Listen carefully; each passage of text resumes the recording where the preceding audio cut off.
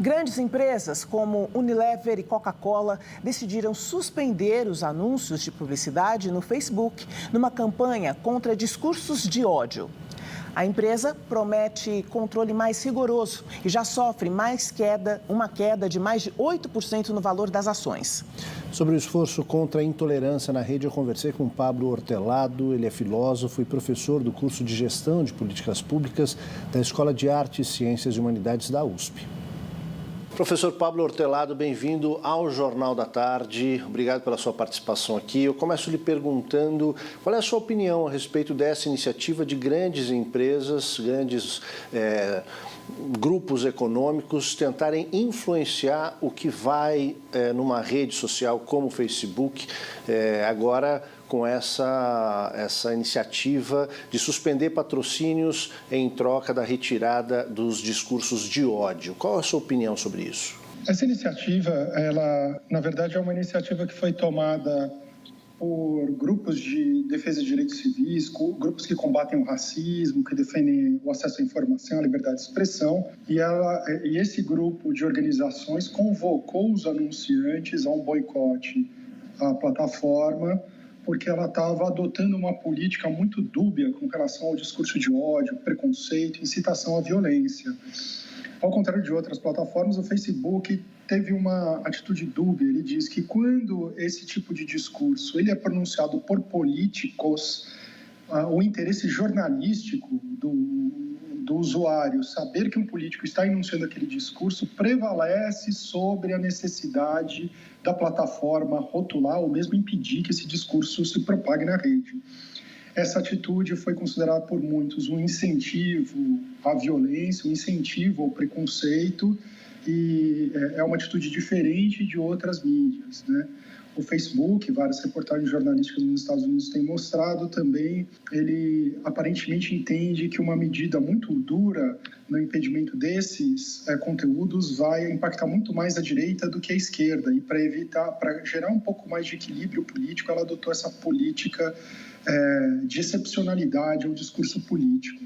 Né? Então, essa tentativa aí das organizações de direitos civis é trazer o poder econômico para um boicote que force o Facebook a mudar de política, né? E aparentemente começou a gerar os seus primeiros efeitos. Isso ocupa, vamos dizer assim, uma lacuna de uma possível legislação? Ocupa, eu acho, mais cedo ou mais tarde nós vamos precisar legislar a respeito disso. Hoje em dia está nas mãos das empresas determinar os seus termos de uso, implementar as políticas de uso, mas regular isso é uma matéria muito delicada. A União Europeia, que é quem tem mais avançado nisso, ela está há muitos anos cozinhando uma legislação própria para isso. Não vai sair agora, mas existe a necessidade e é preciso fazer com muito cuidado. A gente discute hoje no país a lei de fake news, que enfim, tenta legislar a respeito de conteúdos falsos, difamatórios, mas que esconde em si também uma possibilidade de um cerceamento da expressão, né? E acho que é aí onde está a grande dificuldade de legislar sobre esse assunto, né? Exatamente, né? No começo do projeto de lei de fake news, havia um conceito de desinformação. É um conceito bem pensado, o que está em discussão na União Europeia também, mas isso é muito delicado e o que se optou na evolução do debate parlamentar foi se retirar qualquer menção a conteúdo. Hoje o que essa lei está combatendo são comportamentos inautênticos, robôs, tentativas de manipular o algoritmo das plataformas, mas se tirou toda a discussão de conteúdo, não porque ela não deva existir. No futuro, de preferência num futuro próximo, a gente deve ter, mas isso é preciso fazer com muita calma e reflexão, porque é um assunto muito delicado, tem grande impacto aí na organização do debate político. Essa influência através dos patrocinadores no conteúdo digital pode também trazer algum tipo de preocupação, como essa legislação trouxe essa ideia de que em algum momento isso seja usado para o cerceamento da expressão? Eu acho que os grupos que foram alvo dessa campanha, tanto dessa atual quanto de uma outra campanha que está em curso, o Sleep Giants, né, que está tentando tirar patrocínio de sites acusados de fazerem notícias falsas e desinformação, eles justamente dizem que isso não é uma censura, né? Eu não vejo isso como censura, eu vejo como uma espécie de pressão, né, legítima. No entanto, pode gerar efeitos...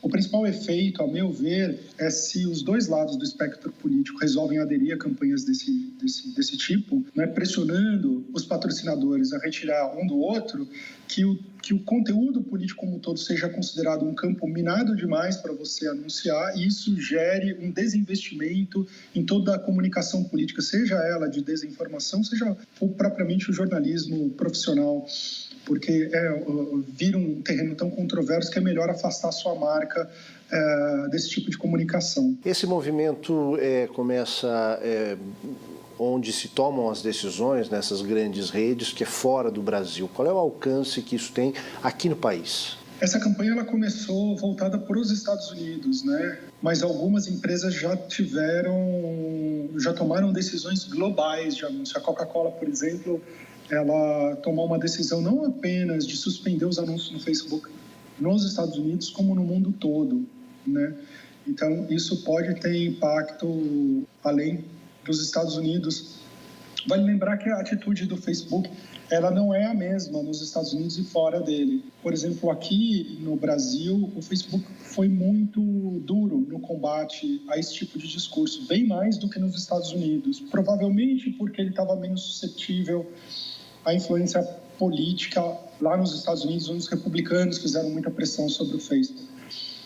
Por esse motivo, por exemplo, o Facebook foi muito duro aí na campanha de 2018 e ele foi acusado por grupos de direita de ter uma ação que atingiu de maneira desproporcional eles em relação à esquerda. Na sua opinião, para terminar, professor, a gente vai para um bom caminho quando a gente consegue pressionar, quando a sociedade civil consegue pressionar grandes grupos econômicos em favor de um discurso, ou pelo menos da preservação do que a gente entende como civilidade? Eu acredito que sim, né? Que existe um problema sério de desinformação e discurso de ódio, eu acho que está fora de controvérsia, né? Nós temos um problema sério e a gente precisa restaurar um mínimo de civilidade, respeito às normas democráticas do debate.